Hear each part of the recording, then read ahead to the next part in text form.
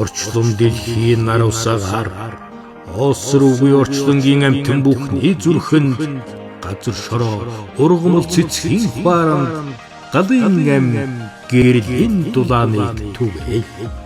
Гэрэл түгэй.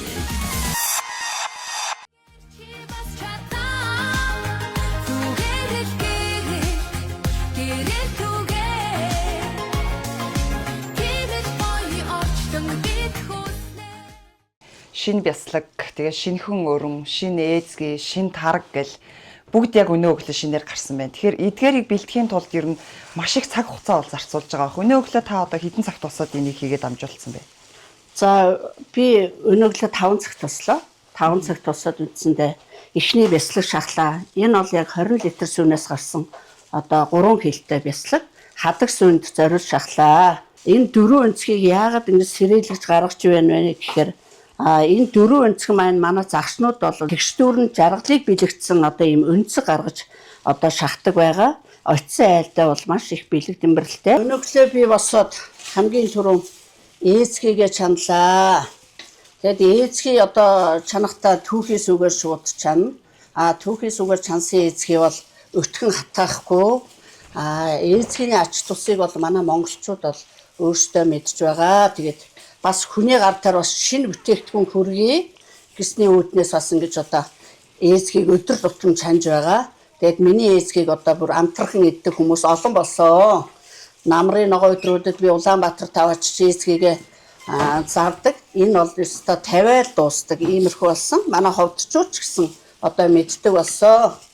Тэгэд ээзгэнд бол ерөөсөө ямарваа нэгэн илүү сахар маахар тийм юм бол хийхгүй. Яг оргиор нь сүүг бол ерөөсөө ээдүүлж хийх ёстой. Чансын ээзгийг ингээ подносгтор одоо тавиад ингээд одоо шууд ерөөсөө худалдаанд гаргана.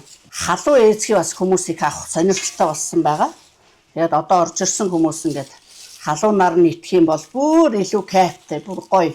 За өдөрт би нэг 40 литр сүүгээр үндсэндээ нэг 5 кг ээзгийг чанж байгаа. 2 удаа үндсэндээ энэ тоогоор 2 удаа чана. Нэг ээзгээр нэг 2 цаг гаруйтай буслахж үндсэндээ одоо чанж одоо боловсруулдаг байгаа. Өчигдрийн одоо хөөрүүлсэн сүү ингээд өдөрт 8 дүмпэн сүү хөөрүүлдэг. Сүүгээ хөөрүүлээд яг одоо энэ чигээр нь загсаадаг байгаа. Тэгээд ямарваа нэгэн гадны илүү дутуу гарахмал, гурил гэсэн юм бол үндсэндээ энэ сүүнд бол хийхгүй. Яг л ерөөсөө малын одоо тэр сүү оргиороо л одоо зах зээл гарчаавал үндсэндээ хүмүүсийн одоо гардаар ориг бүтээгдэхүүн хүрч байна л гэж одоо бас ойлгох хэрэгтэй. Би өглөө ер нь 4 цаг өнгөрөөл сэрдэг, ер нь сэрэнгүүт босдог. Миний ажил бол үндсэндээ өглөө 5 цагаас эхэлдэг. 5 цагаас эхлээд 6 цаг хүртэл би нэг иймэрхүү ажиллаа хийж байгаа. 6 цагаас дэлгүүрээ онгойлгодог байгаа. Тэгээд манай дэлгүүрээ өглөө бас хамгийн түрүү Ховд аймагт одоо үйлчлэгээний салбар учраас хамгийн түрүү өв таалгааны ээж хөдөлмөрчтэй үйлчилдэг байгаа. 11 дахь жилдээ энэ дэлгүүрээ би ажиллуулж байна. Өнгөрсөн зун бол дэлгүүртээ өргөтгөл хийж ажилласан. Хүн заавал нэг шин юм бариад нэг их том юм бариад хүч ядаад ингээд байхдаа гол нь биш. Бага хэмжээндээ бага боломжоор үндсэндээ одоо зах зээлээ тэлээд ингээд явах нь бол чухал байдаг. Зуны цагийн хуваар 5 цагт онгодог. Өвлийн цагийн хуваар бол өглөө 6 цагт онгодог. Тэгэхээр хүн өглөө эрт туснаар нэгийг үзэж нэгийг сонсдог. Тийм үү? Өглөө хүмүүс 8-9-гээ дэлгүүр онгоож явахт би 2 цагт бол зөндөө ажил амжуулчихсан байдаг. Үйлчлэгээний төвд бол ер нь эрт онгоож, орой хаах, цагийн хуваарийн дагуу ажиллах ийм одоо зарчимтай одоо явагдах ёстой. Тэр үүднээс бас би эртхэн босч одоо үндсэндээ энэ их ажлын ард гардаг. Өглөө эрт туслаа гэд би нэг их нойромлоод байдгүй. Хэрвээ зуны одоо халуунд жаахан нойромлох юм бол би өдөрт 15 минут унтдаг. Тэрэн дээр толгой тавилаад шууд унтлаа. Босоод ирэхэд 15 орчим минут л болсон байдаг. Энэ бол миний цаг 50 минут унтсан дайны юм амар гоё тийм одоо үндсэндээ кайф авсан, амарсан ийм амралт болж байдаг. Тэгэхээр одоо үндсэндээ бас хүн их унтахаасаа илүү одоо их одоо цагийг хөдөлмөртөөр зарцуулдаг. Хөдөлмөр хүнийг бий болгоод байна шүү дээ, тийм. Энэ сүүн оргил гэдэг нэрийг ямар бэлгэшээлийг бодож өгсөн бэ? Таны өөрөө бодож олсон нэр үү? Цагаан эдийн газар ЦЭ гэдэг нэг настай эгч их олон жил суусан байдаг. Манай тэр ЦЭ-эгч Миний охин сүүн оргил гээд нэр өгч гэж ингэж хэлсэн. Одоо тэр эмээ өнөдөр байхгүй. Гэхдээ би тэр эмээтэй маш их баярлж явдаг. 27 жил энэ бизнесийг хийхэд танд бол бас эдийн засгийн хувьд хүндрэлтэй асуудлууд зөндөө гарч ирсэн. Та ер нь банкны зээл тусламжинд хамрагддаггүй. Төрийн янз бүрийн зээл тусламжинд ер нь хамрагддаггүй. Анаад банк байхад би анх банк руу зээл авчихсан. Тухайн үед нэ 5 сая төгрөг мөнгө авчихсан юм болов. Тэр цагаас хойш би банктай миний амьдрал холбоотой. Банк бол хүний хөдөлмөр сургадаг. Банкны ганц одоо миний эсрүүцэж байгаа ганц зүйл бол хүү жаах өндөр байна. Хүүгээ бууруулах юм бол банкгүй бол бид нар өнөөдөр хөдөлмөр хийн гэж худлаа. Өнөөдөр зээлгүй юм чинь. За нэг жоохон унтъя. Тэ? Зээлгүй юм чинь. За нэг гараад нэг жоохон. За жоохон үчиж гэх юм уу. Одоо ер нь шударга яхаа тиймэрхүү л байгаа шүү дээ. Тэгэхээр манай жаргалан сумд их хүү ахта мөнгө байдаг. Бас бизнесмэнүүдэд дэмждэг гэд байдаг гэсэн. Би амьдралдаа энэ мөнгнөөс би авч үзээгүй. Одоогоос 3 жилийн өмнө жидүүгийн 3% одоо хүүтэй мөнгө банкудаар орж ирэхэд хаан банк хамгийн түрүү надад 100 сая төгрөг өгсөн. За энэ 100 сая төгрөг надад бүр тэр бун төгрөг юм шиг надад одоо санагдсан. Миний амьдрал бол энээс одоо үүдэлтэй бас зөх хэмжээнд бол хувь нэмрээ маш их өгсөн шүү. Тийм учраас банк хэрэггүй банкшуулж чам, банк л бид нарыг ядууруулж чам гэд ингээд хүмүүс ярьдаг. Би бол энэ талаар бол эсрүүцэлтэй байдаг. Төсөл янз бүрийн бичээд ороход дэмжигддэггүй юм байлаа. Үнэхээр энд болуулаа бас хятурын төгрөг харсан хүмүүс бол нэг нүгөө байдгийн байлаа. Би бол хизээч хүнд тэгж мөнгө өгч хахуултч би мөнгө авдаггүй. Миний нэг зарчим бол шудраг. Үнэнчээрээ явъя. Хөдөлмөр хийсэн хүн тэргүй хүний одоо хөлшингсэн одоо ажил төрөл бол хаач хинч танигдана. Тийм учраас энэ одоо янз бүрийн одоо илүү дутуу мөнгө авч өгсөн иймэрхүү хүмүүстээр бол би маш их эсэргүүцэлтэй ханддаг. Миний аав ээж намайг тусад гарахад нэг хөхалэг өхөр миний аав надад одоо үндсэндээ цэлэн дээр уйж өгсөн. Тэр охин тугалтай байсан. Тэгээ тэр одоо төрсөөр агаад ингээд 10 хэд болж төрөөд баахан хөхалэг хөх өхөртэй болоод манайх. Тэгээд одоо зуны үед тэр өхрүүдээ би цусланд гараа саадаг. Тэгээд тэр саасан сайс сүүнийхээ одоо энэ сайхан ааруул тосыг би анх одоо энэ зах зээл гарч 2000 онд үндсэндээ би ховдод орж ирээд тэрийг анх зах зээлд би гаргаж миний бизнес ихсэн байхгүй юу. Тэгээд би ерөөсөө өнөөдөр би энэ бизнесийг өөрчилж чадахгүй. Тэгээд би ч одоо өнөөдөр 5 хүүхэдтэй 9 ач зээтэй бас өнөөрөйтгөн болж байна. Бид нар тэгээд одоо 3 хүүхэд албан ёсоор тусдаа гарсан. Энэ 3 хүүхэд, энэ 4 хүүхдийг сургахад залуу насны одоо бидний хөдөлмөр үндсэндээ хүүхдүүдийн оюутны төлбөрт явсан. Гармаа өнөөдөр мөнгөтэй байх үедээ мөнгөтэй, мөнгөгүй байх үедээ мөнгөгүй. Ганцхан энэ хідэн хүүхдийг би өнөөдөр амьд сэрүүн байж энэ хөдөлмөрийн зах зээл дээр өрсөлдөөнтэй байгаа үед одоо үндсэндээ хөлдөөр нь тогтоё. Өргөө байртай үлдээ. Өргөө нэг унаатай үлдээ гэж л хичээж явж байгаа. Одоо саахалт 2 айл байлаа гэхэд нэг айлынхан цагаан идэ өөр амттай. Нөгөө айлын гэрээ эзэгтэйгийн хийж байгаа өнгөтэй зүстэй сайхан ч юм уу. Тэгэхээр би таныг ээжээсээ энэ одоо цагаан идэ хийх энэ уламжлалыг мэдээж өвлөд явж байгаа. Ээжийнх нь тэр цагаан идэний амт охинд нь өнөөдөр те өнгө зүснэ. Үүдшээ бас дамжаад явж байгаа юм болов уу гэж бодоод. Манай ээж мундаг. Ярих юм байхгүй. Цагаан идэг бол утгаар нь хийдэг. Одоо ч гэсэн 100 бас бараг хөлгүй мөртлөөсөө мөрлөхөд үхрээс агаад одоо цагаан идэ хийгээд энэ 12 хүүхдийг одоо хийсэн бүтээсэн тэр цагаан идэгээ баг багаар түгээгээд одоо тэдний дөөгн эдний дөөгн за гармаадан завдаг ч гэсэн яах вэ бас өгнө гээл над чинь бас очиход өгдөг. Өнгө зүс сайтай гэдэг бол айлын өнгө байдаг. Миний ээжийн хийсэн бүтээсэн бүхэн өнгөтэй зүстэй айгуу тийм гэгээлэг байдаг. Тэгэхээр би ерөөсөө хүн багасаа ямар орчинд өссөн бай тэрэгээрээ л ерөөсөө явдсан байлаа. Тэгэхээр миний ээжийн одоо энэ аавын үүд юм болов уу гэж би бас боддог. Ах トゥ 12 хоёулаа 9 охины нэг шүү дээ тий. Хаагур байна ах トゥ 12. За ах トゥ 12 л өнөөдөр үндсэндээ Монгол Улсынхаа 408 зохиос бүгд бизнесийн салбарт ажиллаж байгаа. Тэгээд Улаанбаатарт бол том эгч байна, хамгийн бага дүү байна.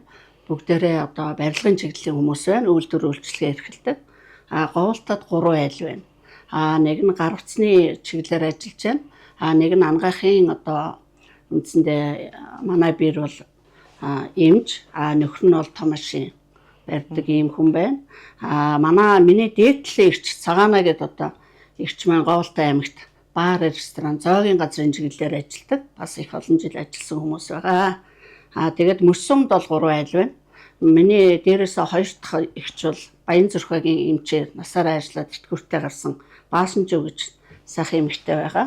Дараачийн айл бол Учрал гэдэг миний эрэгтэй дүү, доод талын. Мөссөмийн төвд одоо үйлдвэр үйлчлэгээ, дэлгүүр, түүхий эдийн чиглэлээр ажилладаг. Ийм одоо бизнесмен байна. Мөн дараачийн дүү бол Хөшөөтийн урхад тооч хийж байна. Баруалтаа сумд аймгийн авраг малчин Эрдэнэ чулууны ихнэр Даваасрын гэж одоо гайхамшигтай дайч мөсгүй байна. За тэгээд Ховдын төвд одоо би манай хоёр хоёулаа байна. Би одоо үндсэндээ энэ чиглэлээрээ цагаан эдийн чиглэлээр миний дүү одоо дулмаа махны үйлдвэр одоо үндсэндээ барьж байгуулсан. Одоо махны үйлдвэрт одоо махан бүтээгдэхүүний чиглэлээр ингэж ажиллаж амьдарч байна. Тэгээд Багнуурт нэг эрэгтэй дүү байна.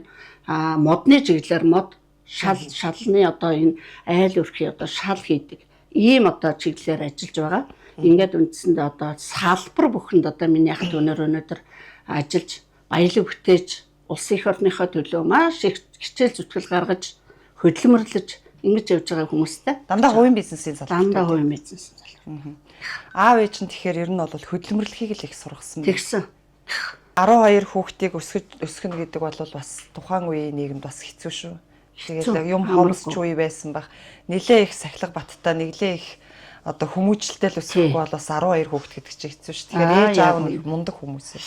Тэгэлгүй яг хөө тэгэхээр манай аав бол үндсэндээ тэр завуудын одоо айлуудын суваа өхөр цуглуулж авч малалдаг бид нэр жаахан багт. Тэгээд манай нөгөө эрэгтэй дүүнэр баг учраас аав туслах хүн байдгүй. Заримдаа өхөр нь хит хитээр алгуулцдаг. Миний аав 2 морийг үндсэндээ одоо шондор сойлгож уяад өглөө үүрээ 5 цаг гээд одоо морддаг. Эмэгтэй хүмүүс бид нар бол ээжтэй илүү их тусалдаг. Манай ээж өглөө босохдоо тэгдээ.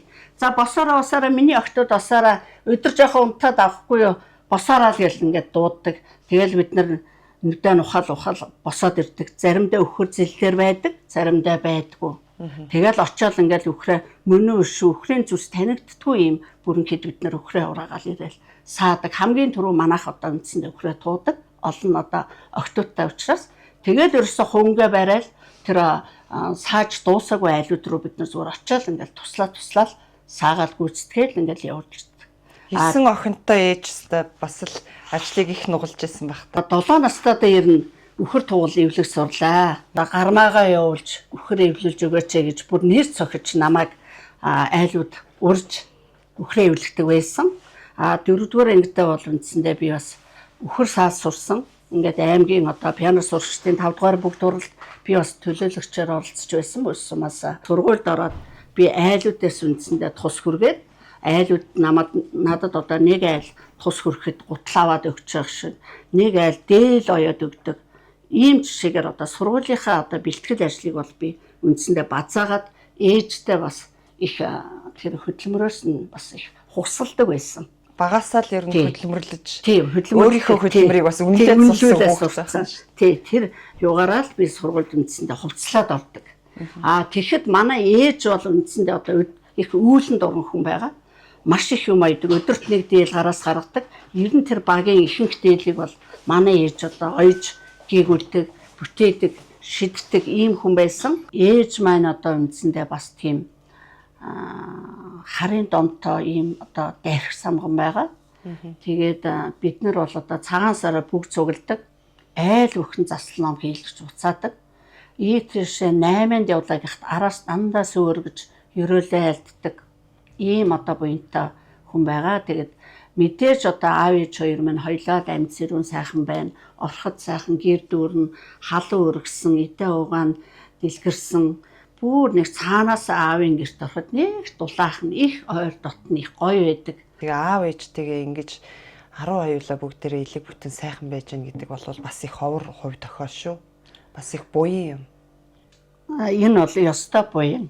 Манай ч одоо 140 гараад ингээд хүн ам одоо тэр 12 миний аав ээжээс гарсан өөр хүүхдүүд ачцээ 30 гэд явхаараа 140 гараад явж байна.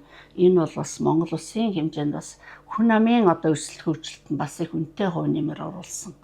Ийм одоо юм болж байна гэж би бас боддөө штэ. Аавынхаа талаар ярихгүй юу? Аавтайгаа их адилхан гэж өөрийгөө хэлжсэн. Тэгээд одоо хүн чинь ингээд хөгшрөөд ирэхээр өөрийнхөө хамгийн одоо хайртай, хамгийн их итгэж найддаг хүнээсээ их зөвлөгөө авдаг штэ. Ялангуяа настай хүмүүс тэр хүнийгээ их налах гэдэг штэ. Манай Монголын ирчүүд өх миний аав шиг юм урт бодол, өөжм санаатай, ийм сайхан уян налархаа үр хүүхдүүдийнхаа төлөө насан эцэс хүртлээ ингэж одоо зүтгэдэг.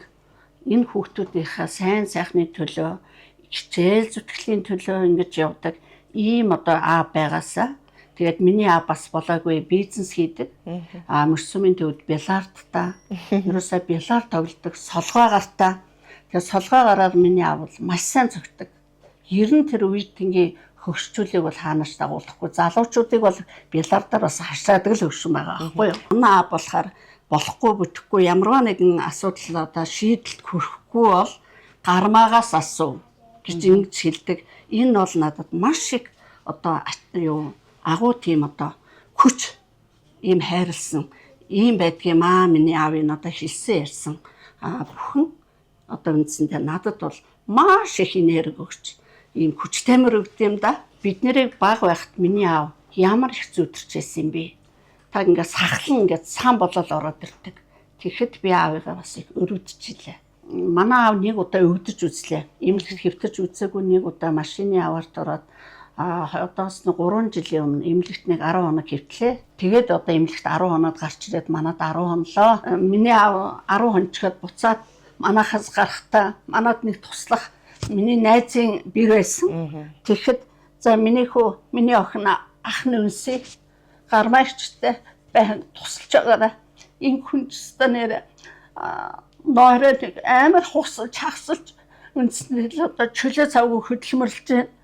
Энэ хүний одоо энэ хөдөлмөрийг минь бас хуваалцаараа өдөрт бас ирээ сайн туслаараа ихчтэй гэж үнсэд гарчаасан. Тэгэхэд би араас бас өвлөл үлдчихлээ. Тэгэл ингээд одоо хүний хийцэг бол үнэхээр гайхамшигтай юм. Хоёлаа таны ханийн тухай яриа. Бас гармаа их чинь одоо дотны зөвлөгч, дотны туслах одоо яг энэ цагаан эдийн бизнесийг хийхэд одоо яг бас гол ажлыг нугалдаг хүн шүү дээ.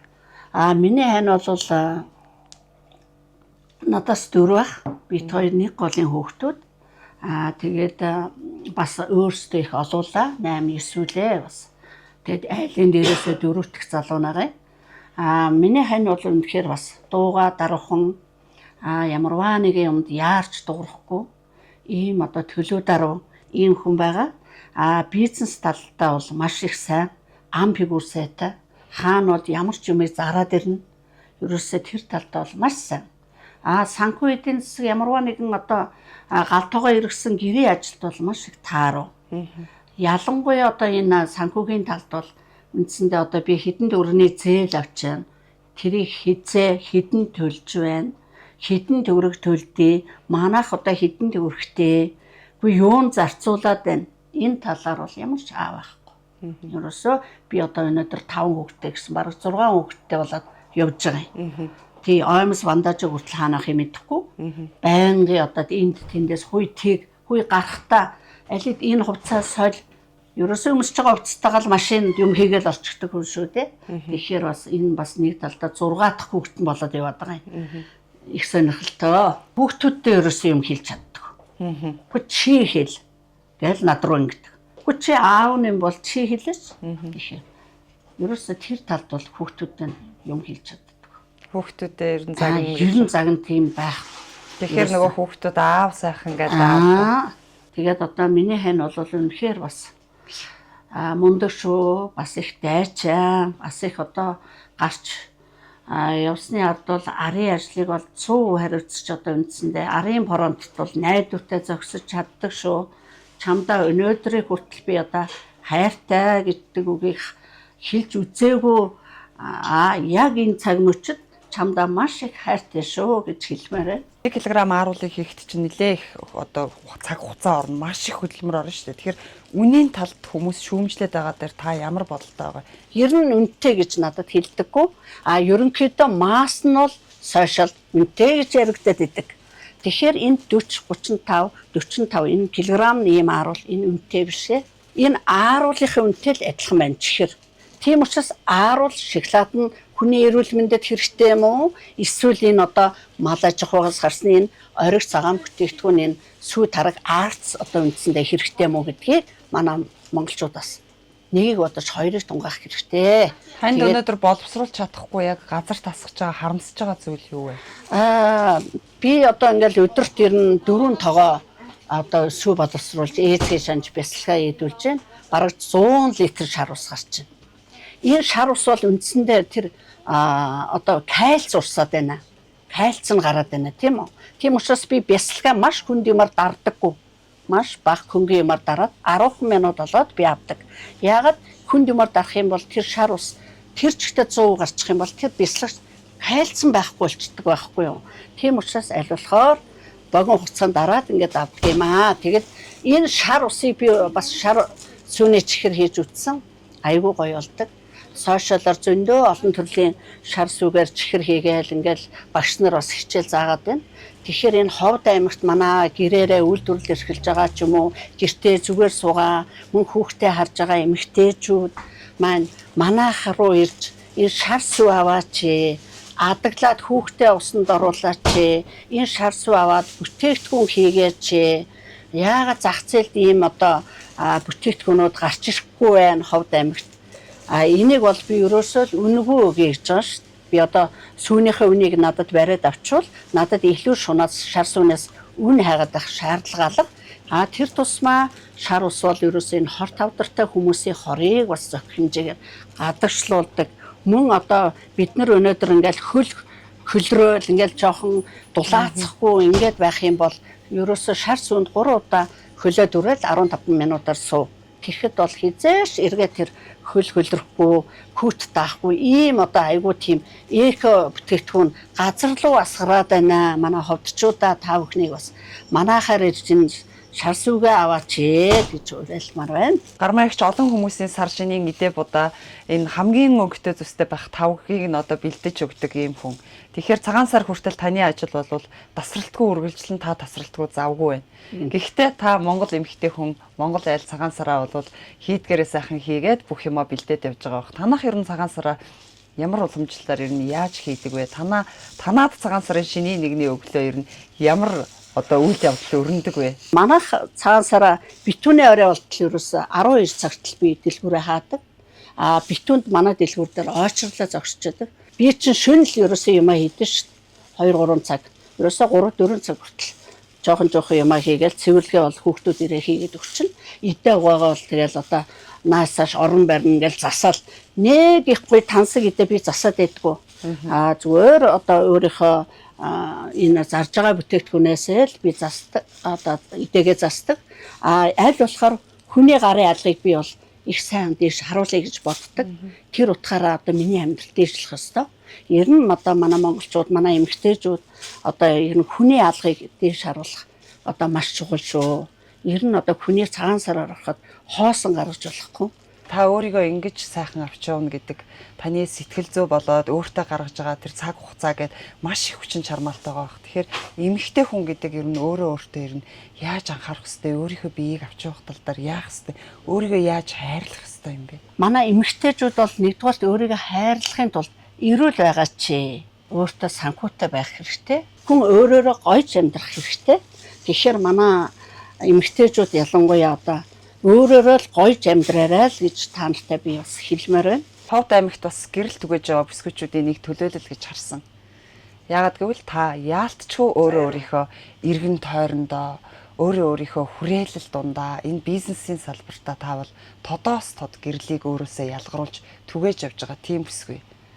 Тийм учраас таныг өнөөдрийн нэвтрүүлэгт урьж оролцуулсан. Бидний урилгыг хүлээж авсан танд маш их баярлалаа.